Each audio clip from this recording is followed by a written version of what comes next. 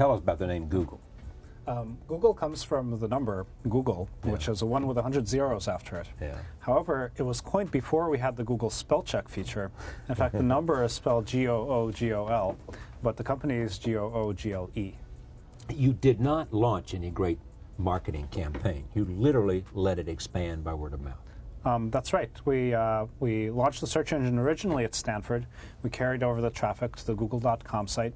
And we grew from there, like 20% per month, every single month, over and over and over.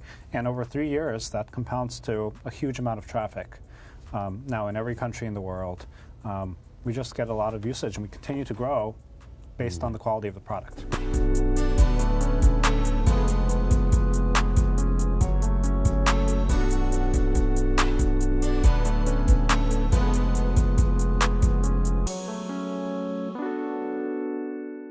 Well, we were working in our PhDs, actually.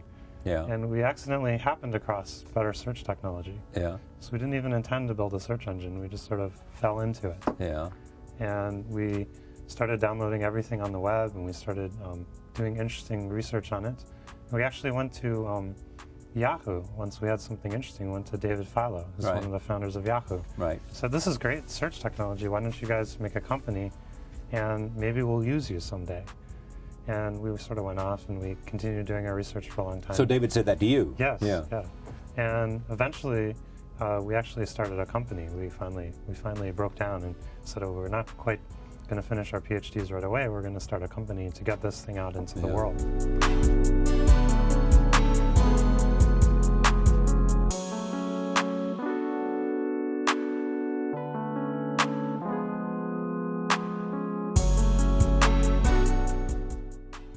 Can you take me back and tell me how you've done this, Larry? You're the godfather of technology. You founded this company, you're still thriving, you're still coming up with all these innovation things, and I could see how passionate you are. You're beating everybody. And you came from such humble beginnings, grew up on the south side of Chicago, dropped out of college. Now you have collections of cars, jets, private homes, owning the island of Lanai. Tell me how you did it. Well, I think my favorite line is, I had all the disadvantages necessary for success. You know, when you're raised on the south side of Chicago, you probably want to move someplace nicer. And I think if it doesn't kill you, it makes you stronger. So I've always been very ambitious. I've always been very curious. Moved to Silicon Valley right after I dropped out of college. You know, got a job as a computer programmer. I learned how to program when I was in college, and I got a job as a computer programmer and bummed around Yosemite Valley teaching rock climbing and leading river trips during my early 20s. But the way I supported myself was as a computer programmer.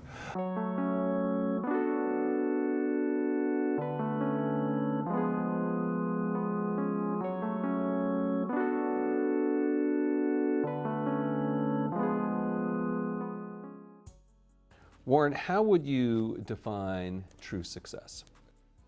Well, I've said many times that if you get to be 65 or 70 and later, and the people that you want to have love you actually do love you, you're a success. I've never seen anybody that reaches that age. I mean, I'm not talking about somebody that's in extreme poverty or pain or something, but I've never seen anybody that, if they have a lot of people that love them, that is other than happy. And I've seen some very, very wealthy people that they give testimonial dinners to and name schools after and everything.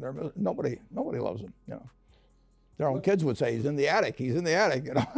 They never came. What are, say, 3 pieces of advice you would give to people who are looking to succeed in business? Well, by far the best investment you can make is in yourself. I mean, for example, communication skills. I tell the students that come that they're going to graduate schools and business, and they're learning all these complicated formulas and all that. If they just learn to communicate better, and both in writing and in person, they increase their value at least 50%.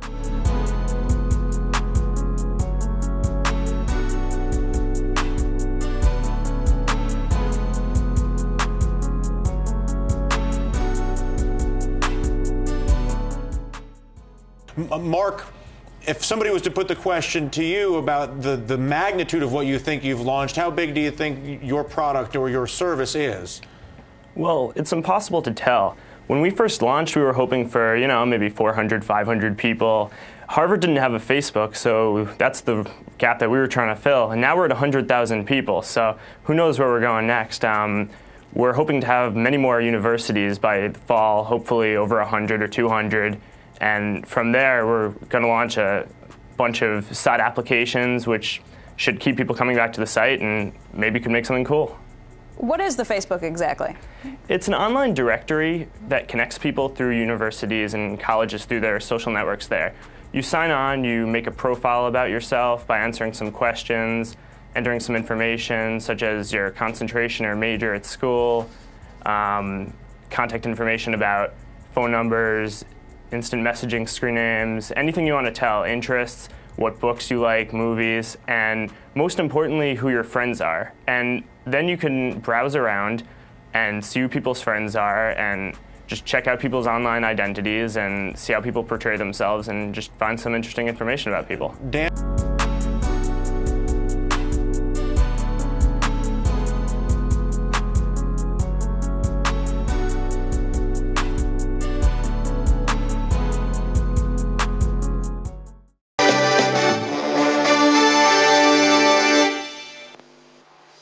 Hello, I'm Bill Gates, Chairman of Microsoft. In this video, you're going to see the future, Windows. Microsoft first came up with the Windows concept back in 1983.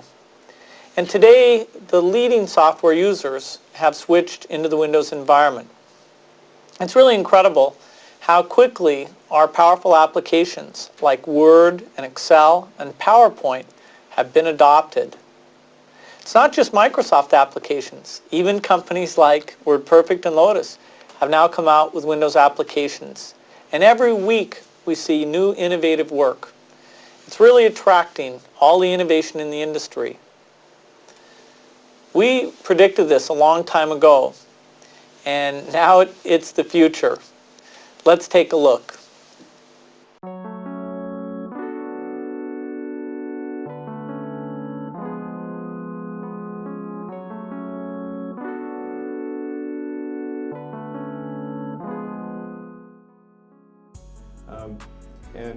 We're about to deliver our 100th production Tesla next week, and that's interestingly enough, our 100th customer is Sam Perry. If anybody watched when Obama won and Oprah was crying on some guy's shoulder,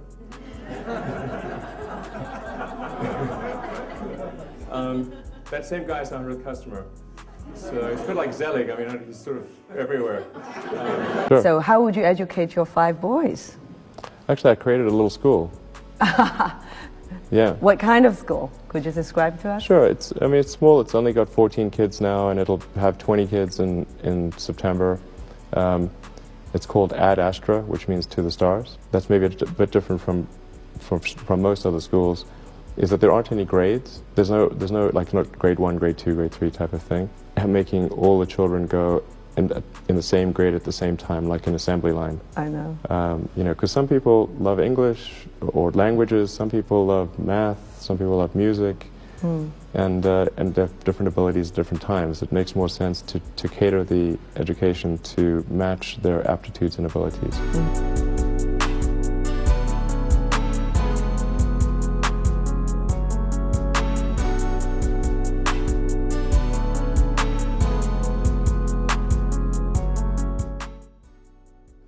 First of all, I think it's clear that we are completely open to sell our products on the internet, because internet is the future. So we have for every of our brands sites who sell the products.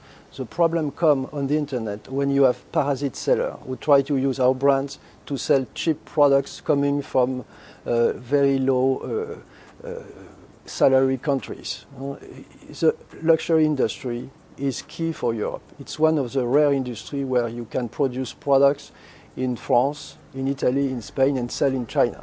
We are employing more than 500,000 people in Europe. And the problem is that in Europe, So far, we have the selective distribution system that allows the products to be presented to the customer in shops that follow a very high level of quality. And that's very expensive to build, and it's key to protect the image of the brand, the quality of the products, and to make the artisan work in Europe on the products.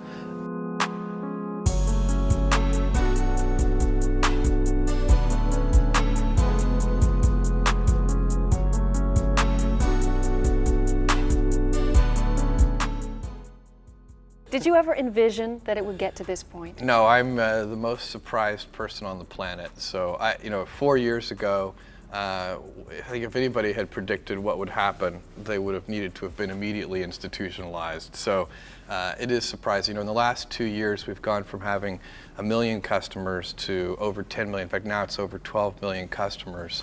And we definitely didn't predict it. And we're very grateful for it. The big question that I have coming to your beautiful building here and meeting some of your very organized and very polite staff members is, how do you keep it all organized? Don't you have something like 4,200 employees in only 4 years? Yeah, we do have over 4,000 employees, and it has grown very quickly, but we have the hardest working, most talented, most passionate, most customer focused group of people that certainly I've ever had the pleasure of working with.